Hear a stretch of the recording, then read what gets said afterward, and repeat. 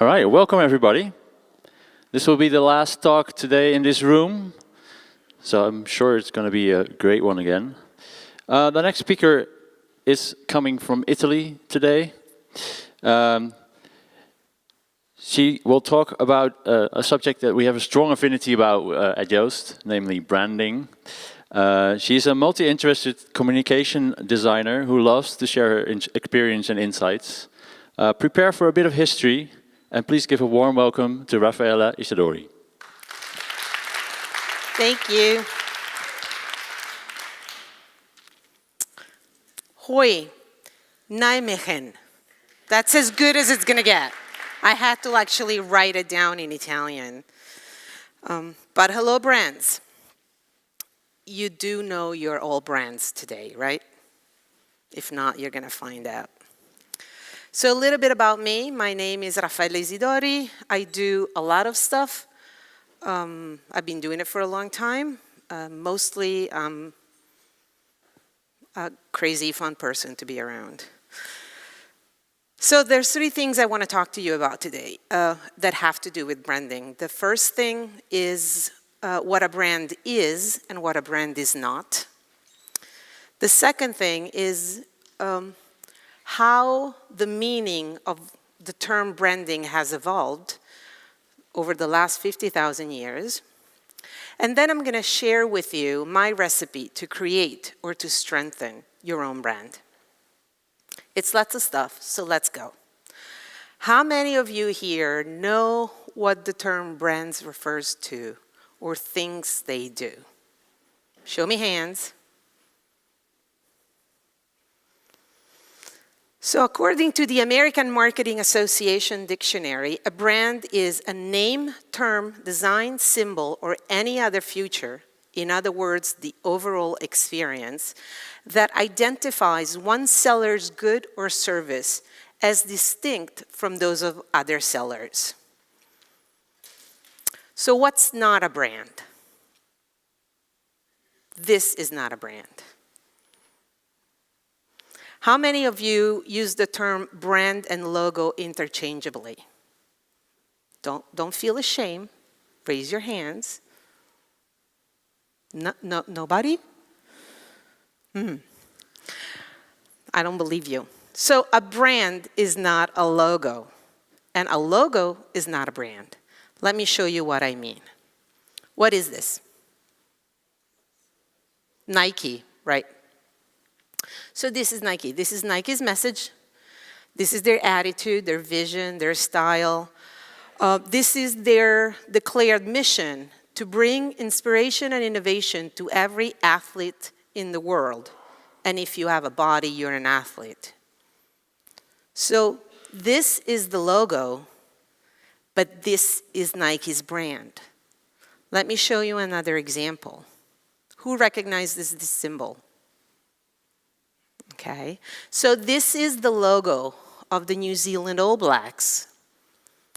But this is the brand of the New Zealand All Blacks, is the emotion, the experience, the feelings they spark in us.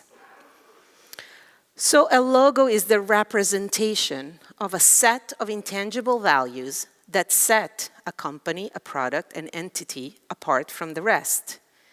The brand is that set of intangible values. The emotion, the vibe, the love, the hate it may inspire. So to borrow from Anne Handley, who borrowed from Z. Frank, the brand is the emotional aftertaste that comes after an experience with a product, a service, a company, a person, or an entity. So you can think of the logo as the two-dimensional representation, an icon, if you wish, of a multi-dimensional experience, which is the brand. So every single one of these marks evokes feelings or meanings or emotion, meanings that we can endorse or distance from. We can like them or dislike them, but their significance goes well beyond the graphic mark, which really only serves as a symbolic icon, or of a face, if you want. A face is not a body. A face is just a face. But how did we get here? Let's see how branding has evolved into what we mean with this word today. The first practice of branding can be traced back to 50,000 years ago. Its purpose was to establish what belonged to whom. Cave paintings from Lascaux from the Stone Age suggest that early men might have marked cattle with symbols drawn in paint and tar. All properties considered precious were branded with the markings of the owner. By 2700 BC, owners switched to a more permanent method, burning. In fact, branding comes from the Old Norse term brander, which means to burn. And the oldest documented practice of hot iron branding is found in Egyptian funeral documents and monuments, almost 5,000 years old. The next thing solved by branding was to establish a product's origin. Branding goods, a bit like labels today, transferred information as to who, where, or with which material goods were made. We can consider this one of the closest application of the term to the current meaning and the notion of brand as reputation. This practice was worldwide spread. Engravings were found on goods from India, Greece, Rome, Mesopotamia, and China. Some of the earliest known marked Chinese pottery dates back more than 5,000 years. And archaeologists have identified about 1,000 unique potter's marks that were used during the first 3 centuries of the Roman Empire, kind of like boutiques for pottery. In the late Middle Ages, guilds began using marks to distinguish their products and property. Paper makers and printing houses use watermarks.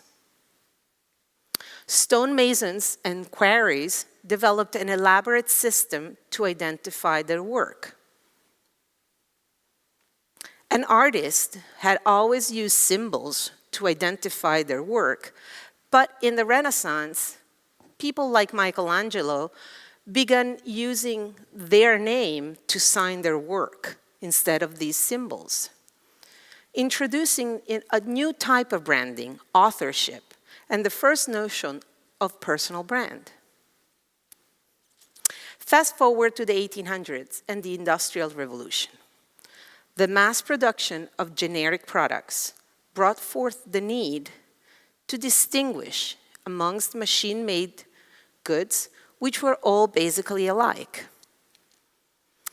So the first attempt at distinction was through the crates used to transport the goods, which were again iron branded.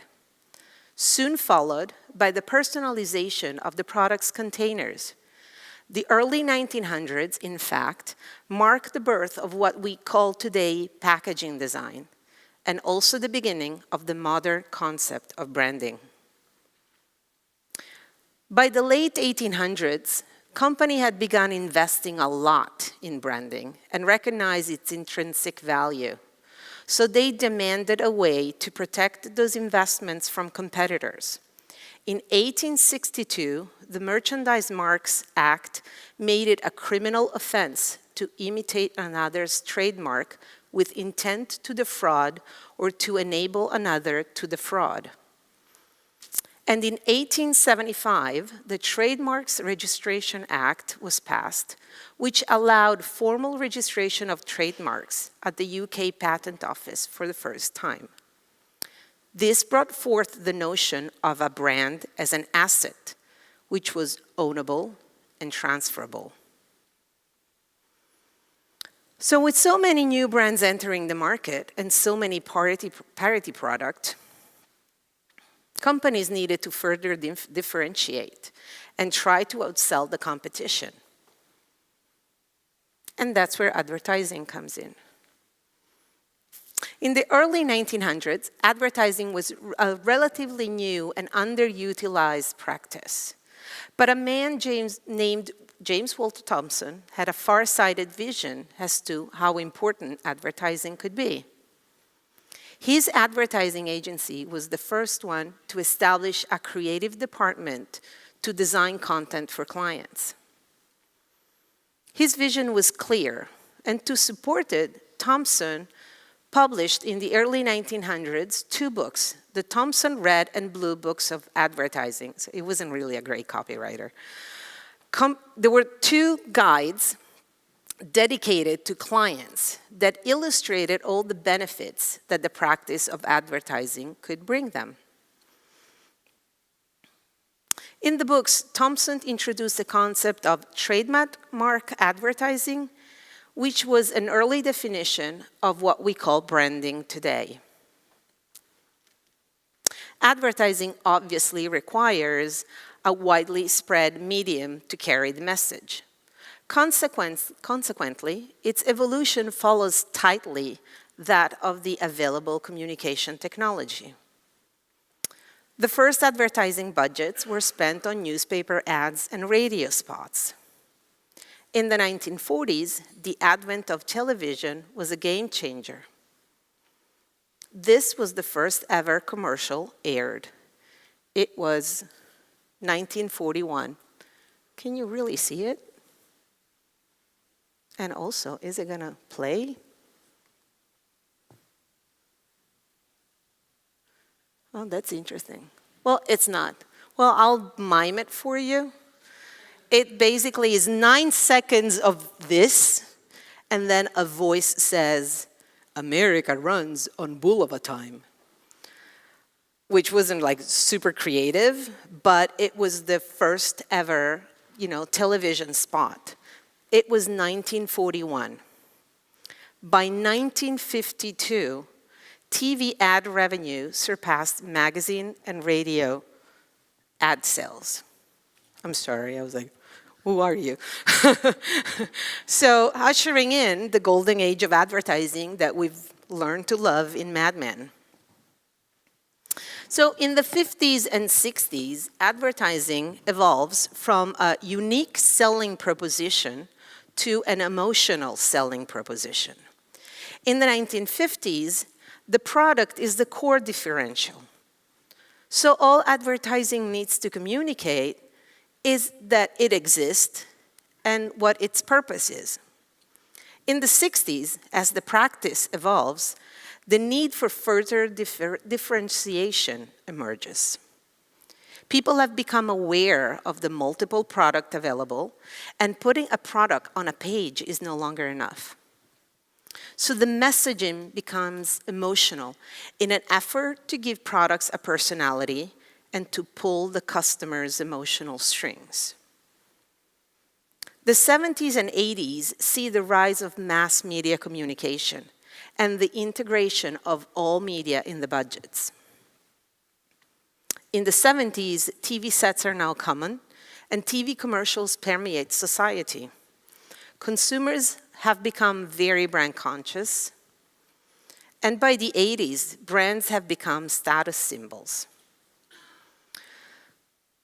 At this time, the formula for winning is clear: a good campaign, massive spending on all available media. An example is the Marlboro Man, first conceived by Leo Burnett in 1954 as a way to popularize filtered cigarettes, which at the time were considered feminine. The campaign ran from 1954 to 1999. Now, I have a spot that it's, can you see anything? Yes, no? It still is not gonna run, and because video is not working. Yeah. So, sorry about that. I can mime that too. Basically, can you? I don't know. It says that it requests access to the file. So,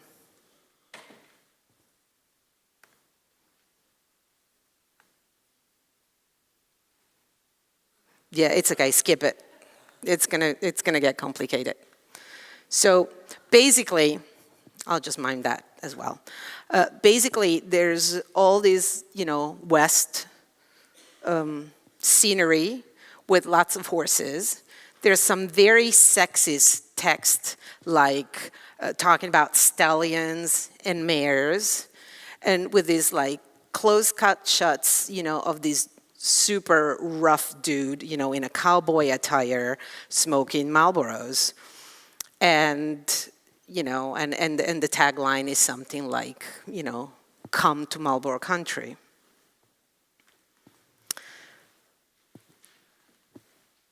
The Marlboro advertising campaign is considered one of the most brilliant advertising of all time. It transformed a mild lady's cigarette into a rough, ultra-masculine accessory in a matter of months. Marlboro sales increased 300% in the 2 years after the ad debuted in 1954. And the Marlboro Man did that through the simple insight that a person's cigarette could speak to his or her self-image. And a lot of advertising has been doing that ever since. So in the 80s and the 90s, companies began to cultivate their company brand, focusing on corporate identity, vision, and values. Communication shifts from the product to the producer, and the company behind the product becomes the primary brand. In the 1990s, and from the 1990s to the 2010s, we witnessed the digital revolution. By the end of the 1990s, internet is widely available, at least in Western countries. And in little over 2 decades, our entire way of communicating and interacting has completely changed. In terms of branding, this had 2 major implications. The first one is that we are all brands now. We are all giving a potential voice, a potential look and feel to impersonate, and a public persona. Through internet and social media, we can all become references and beacons. We all have access to potential instantaneous limelight. Unfortunately, we are also exposed to unprecedented, unruly scrutiny and judgment, and trolling and bullying and less privacy. Something that before was only a famous people problem. We can all now rise to a new kind of popularity. We're only 1 tweet away from fame, and we can all potentially become influencers, which is what every kid wants to be an influencer, right? Just do nothing, do something stupid on YouTube, and get really rich at doing that. Which we know it doesn't work that way, but still that's the allure it has. So at the same time, information is out there, people are watching, and we simply can't hide anywhere. So as brands, we need to be careful because blunders are bigger because the world is watching and recording, and news is instantaneous. So brands need to stay alert and on top of things to avoid scandals, which can be loss of equity, and they need to manage their reputation. So branding has evolved from establishing ownership to certify our origin, quality, and authorship, to distinguish one product from the other, to differentiate parity products, to turning a brand into a valuable company asset, to imply status, and to represent reputation. Today, your brand is your kept promise to your customer. It's an exercise in trust building and communication. Or to put it with Jeff, your brand is what other people say about you when you're not in the room. And now you're all thinking, yeah, lovely. So this applies to big brands with big budgets. What about us? Maybe freelancers or, small companies or startups. Should we build, manage our own personal or our own business, small business brand? And how? And obviously, the answer is yes, because we are all brands today. So let me give you, as I promised at the beginning, some actionable tips to build and manage your brand. Mind you, this is the blueprint to building a brand, not a logo. The first thing you need to do is know yourself. It's hard to tell others what is not clear to you. The second thing you need to know is who are your customers and what value you provide for them. The third thing you need to know is the pond in which you're swimming. And you need to learn about your competition. And you need to have a vision, your goals, your purpose. Where are you going? You should have some sort of a map of where you are today and where you want to arrive. And you need to have values, now more than ever. Remember, the world watches and records and will remember. You have to have a plan. Like a day-to-day kind of winging it, it's not gonna work. So this is like an intentional road trip. You can't hack it. It is only now, after you have answered these first 7 questions, that you get to work on your logo and your image. You can convey your brand personality through different things. The first is graphic design, and now we talk logo, symbol, colors. The key here is consistency. The second way is the messages you give out, the tone of voice you choose, and the type of language you choose. It will vary according to what your target is. The key here is coherence.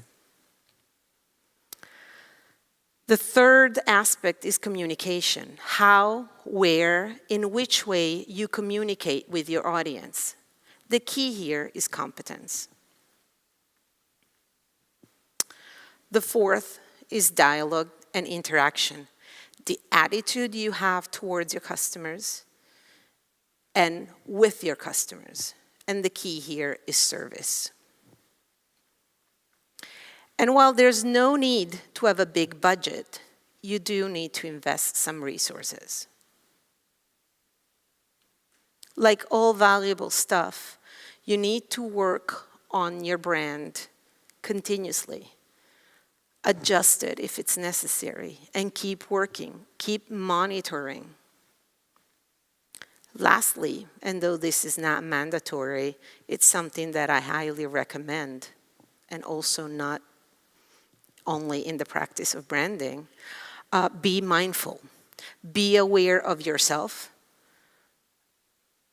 Be aware of your context, your surroundings, your people. Be present. Be mindful. Now, if your brand is a personal brand, steps 1 through 7 are the same, and rules 9 through 11 are the same. What changes, really, in a way, is that you are your brand, and it should have your personality. Opportunely curbed, but true to your true self. So a brand is an organic, living, breathing being. It needs care and it needs nurturing to grow and prosper. You have to give it your best. You have to love it, foster it, care for it, tend to it as if it was a little plant. It's a valuable investment. And in a world where our images come before us, it's one that you really cannot miss. And when you step on a poo, because it's not if, it's only when, because we all do. We're human, and even big businesses, you know, do it. Own it. Apologize, fix it as best as you can, and learn from it. Now, before I end, I'm going to ask you to help me give a huge dankjewel. That was easier. To Yoast. I want you to give a huge applause for their work in sustaining women speakers and minority speakers like me through their diversity fund. They have greatly contributed to my voice being heard. And without their support, I would not have reached as many people as I have in the past year. So my gratitude adds up to the ones of the people that in all the talks I gave somehow benefited from and got value out of it. So give it a hand. This is for Yoast. As far as you, be good, do good, and thank you. And I'm early. I'm always either early or late. Well, thank you so much. And You're welcome. sorry for the videos not to work. I mimed it. So, are there any questions? I see one over there, the blue shirt. Yes. Blue shirt. That thing scares me. Like, don't ever throw it at me, because I'll just dodge it. I won't throw it to you then. Thanks for the talk. It's very insightful. Thank you. You took us through a whole bunch of steps, and one step I didn't get, so you're going to have to explain it to me a little bit better. Sure. There's 11 steps to build your brand. I get that. And then we need to be, here we go, graphic design needs to be consistent, message, tone of voice, all good. And then you went to communication. Can you go into that? What do you mean by that? You said we should be competent in that. Here we go. That's quick. Okay, okay, let's establish the steps, right? So you have figure out who you are. You have figure out what you do, what you offer, and you have figure out your target. Depending upon your target, you are going to speak in a different way, and that's this, you know, the message and the tone of voice. It's obvious that if you're selling, you know, hearing aids to, to people over 60 or 70, you're going to have to do it in a certain way that's different than if you're selling skateboards to teenagers. But you also need to differentiate today the media that you choose. So this is what I mean with communication. You know, it's how am I going to communicate? Where am I going to do television spots? Am I going to do Instagram advertising? Am I going to do Facebook advertising? Am I going to do radio? Am I going to do nothing of this but only PR and sponsorship, because maybe I am a small business, a small local business, a brick and mortar. So I'm not going to go on television or on radio. I don't care. It's, you know, my target is my little town that I am in. So maybe I'm going to sponsor the soccer team, or I'm going to do something with the church, or with some local associations. So that's what I mean. You know, once you have all your established information, you use your resources at best by focusing on the right channels. That helps? That helps. Yeah, that's awesome. Other questions?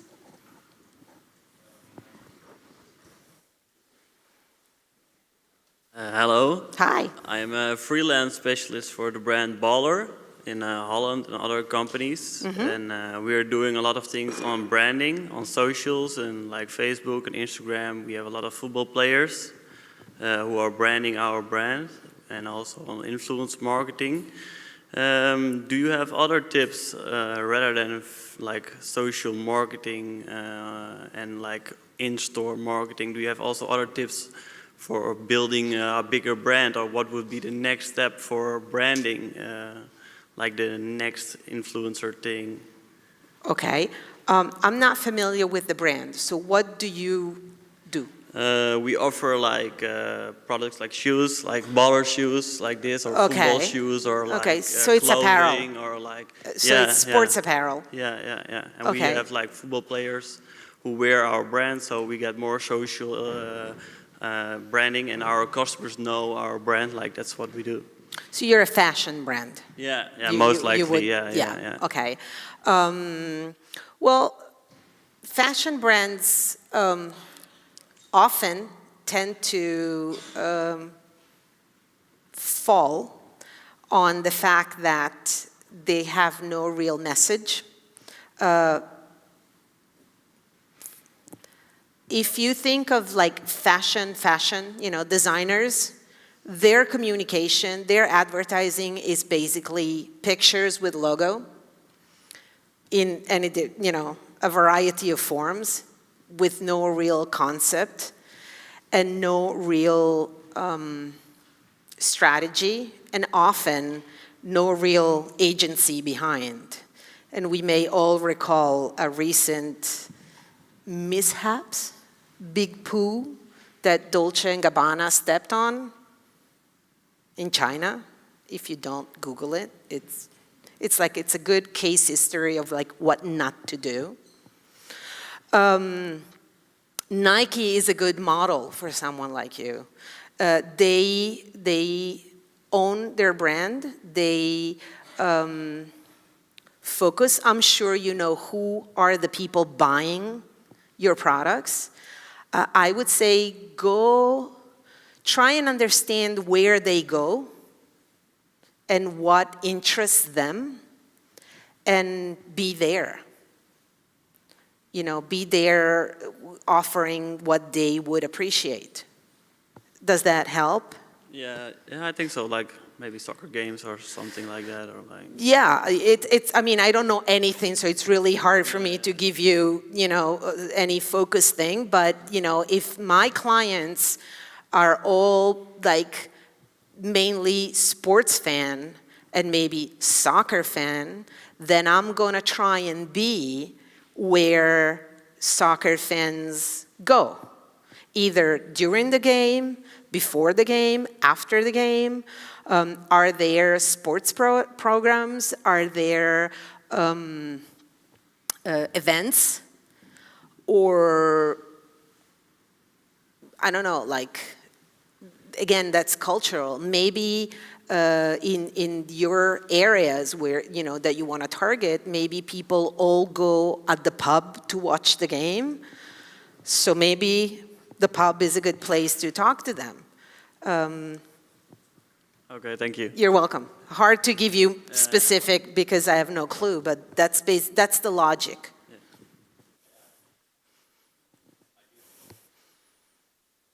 I do think you gave a lot of steps to be followed, so a discussion about this in your own company would, I think, resolve a lot of your specific I mean, the logic is basically you obviously have to apply it to, your pond, but... and gain the knowledge of thinking about it yourself. Are there any other questions? No more questions. All right. You get to get out early. Thank you so much for the great story, and please give a last round of applause for Raffaella. Thank you. Thank you.